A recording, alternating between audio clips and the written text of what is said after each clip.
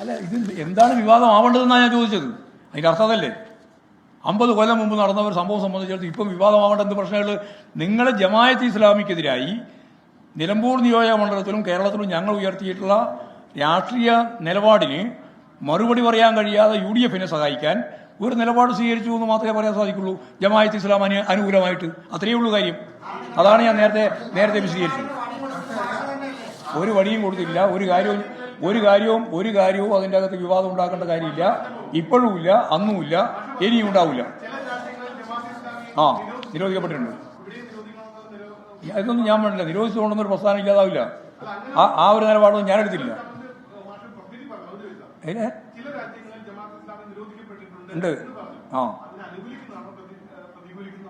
അല്ല, ഞാൻ അതിനെ അനുകൂലിക്കുന്നുമില്ല, പ്രതികൂലിക്കുന്നുമില്ല. കാരണം നിലപാടെന്താ പറഞ്ഞാൽ, ഒരു പാർട്ടിയെയും ഒരു പ്രസ്ഥാനത്തെയും ഒരു ആശയത്തെയും നിരോധിച്ചുകൊണ്ട് അവസാനിപ്പിക്കാൻ സാധിക്കുന്നതല്ല. എത്രയോ പ്രാവശ്യം നിരോധനത്തിന് വിധേയപ്പെട്ട പാർട്ടിയാണ് കമ്മ്യൂണിസ്റ്റ് പാർട്ടി. എന്നിട്ട് കമ്മ്യൂണിസ്റ്റ് പാർട്ടി ഇവിടെ ഇല്ലാതായിട്ടില്ലല്ലോ. അത് തന്നെയാണ് ചരിത്രത്തിന്റെ ഭാഗമായിട്ടുള്ള, അതാ പറഞ്ഞത്, ചരിത്രത്തിന്റെ ഭാഗമായിട്ടുള്ള ഏറ്റവും പ്രധാനപ്പെട്ട കാര്യം അതാണ്.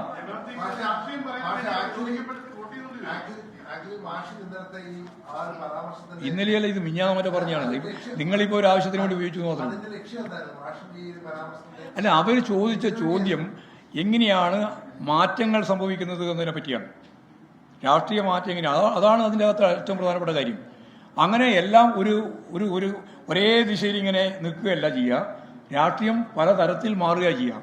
മാറ്റത്തിന് വിധേയപ്പെടാതെ ഒന്നും തന്നെ ഇല്ല. അപ്പോൾ എങ്ങനെയൊക്കെയാണ് മാറുന്നത് എന്ന് പറയുന്നതിന് വേണ്ടി ഞാൻ ചൂണ്ടിക്കാണിച്ച ഒരു ഉദാഹരണം മാത്രമേ ഉള്ളൂ. അതിനെ പർവ്വതീകരിക്കാൻ വേണ്ടിയിട്ടുള്ള, തെറ്റിദ്ധാരണ ഉണ്ടാക്കാൻ വേണ്ടിയിട്ടുള്ള ശ്രമം നടത്തിയെന്ന് മാത്രമേ അത് കാണേണ്ടിയുള്ളൂ. അതാണ് അത് സംബന്ധിച്ച് പറയാനുള്ളത്. ശരിയാണ്. ഇനി അതിന് വേണ്ടി വേറെ ഉത്തരം പറയുന്നു. അല്ലെ, RSS ഉൾപ്പെടെയുള്ള ജനവിഭാഗങ്ങൾ ഉൾക്കൊള്ളുന്നതായിരുന്നല്ലോ ഞാൻ ഈ പറഞ്ഞ വിഭാഗങ്ങളെല്ലാം. നിങ്ങൾക്ക് എന്താ പറയാൻ മനസ്സിലാകുന്നത്? RSSുമായിട്ട് ആരും രാഷ്ട്രീയ കൂട്ടുകെട്ടുണ്ടാക്കുമോ? ഉണ്ടാക്കിയിട്ടുണ്ടോ? ഇല്ലല്ലോ. ഇല്ല. രാഷ്ട്രീയ കൂട്ടുകെട്ടിനെ പറ്റിയേ ഞാൻ പറഞ്ഞിട്ടില്ല. അടിയന്തരാവസ്ഥക്കെതിരായിട്ട് മൂവ് ഡെവലപ്പ് ചെയ്തു വന്നു, അതിനെപ്പറ്റിയാ പറഞ്ഞത്. അത്രയേ ഉള്ളൂ. ശരി, പറ.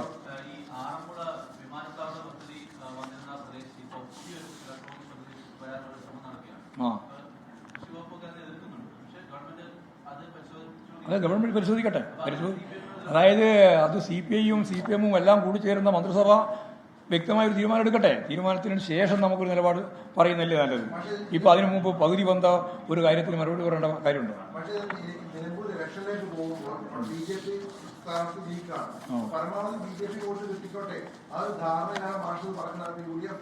അത് UDF ജമാഅത്തെ ഇസ്ലാമിന്റെ ബന്ധം അതിശക്തിയായിട്ടുള്ള രാഷ്ട്രീയ ചർച്ചയായിട്ട് വന്നപ്പോൾ അതിന് പകരം അവർ ആദ്യം ഏതോ ഒരു ഹിന്ദു മഹാസഭയോ മറ്റോ ഞങ്ങളുമായിട്ട് ഐക്യമുണ്ടെന്ന് പറഞ്ഞു. അത് ക്ലച്ച് പിടിക്കാതിരുന്നപ്പോൾ ഇപ്പോൾ അവസാനം ഇതായിരിക്കും നല്ലതെന്ന് വിചാരിച്ചിട്ട് പുറപ്പെടുകയാണ്. അതിലൊന്നും ഒരു കാര്യമില്ല. നിലമ്പൂരിലെ ജനങ്ങൾക്ക് നന്നായിട്ട് കാര്യം മനസ്സിലായിട്ടുണ്ട്. അവരതിൻ്റെ ഭാഗമായിട്ട് ഈ പറയുന്ന വിഭാഗങ്ങളുമായി ഒരു മഴവിൽ സഖ്യമുണ്ടാക്കിയിട്ടുള്ള UDF നല്ല രീതിയിൽ പാഠം പഠിപ്പിക്കുക തന്നെ ചെയ്യും. ഒരു സംശയവും വേണ്ട.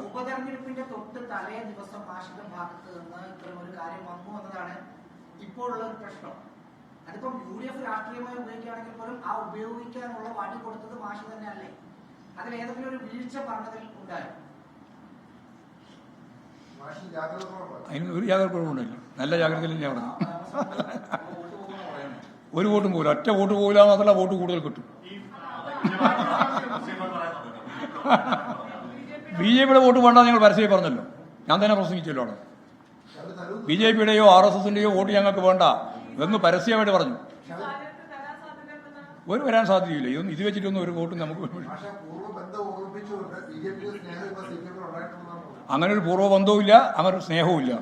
ആരോപിക്കുന്നത് കടുത്ത രാഷ്ട്രീയ എതിരാളികളുടെ പ്രചരണത്തിന്റെ മുമ്പിൽ മാധ്യമപ്രവർത്തകരും വീണുപോയി എന്ന് മാത്രമേ ഉള്ളൂ. ശരി, മതിയാക്കും.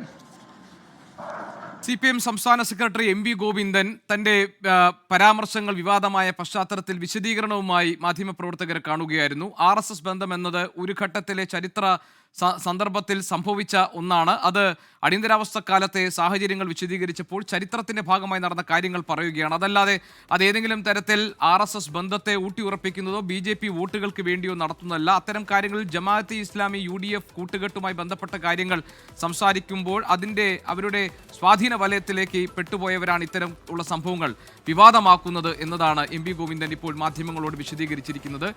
ഇത് BJP RSS വോട്ടുകൾ തങ്ങൾക്ക് വേണ്ട എന്നത് എക്കാലത്തെയും CPM-ന്റെ നിലപാടാണ്. മതനിരപേക്ഷ നിലപാടുകൾ ഉയർത്തിപ്പിടിച്ചാണ് CPM രാഷ്ട്രീയ പ്രവർത്തനം നടത്തുന്നത് എന്നാണ് ഇപ്പോൾ CPM സംസ്ഥാന സെക്രട്ടറി MP ഗോവിന്ദൻ മാധ്യമങ്ങളോട് വിശദീകരിച്ചിരിക്കുന്നത്.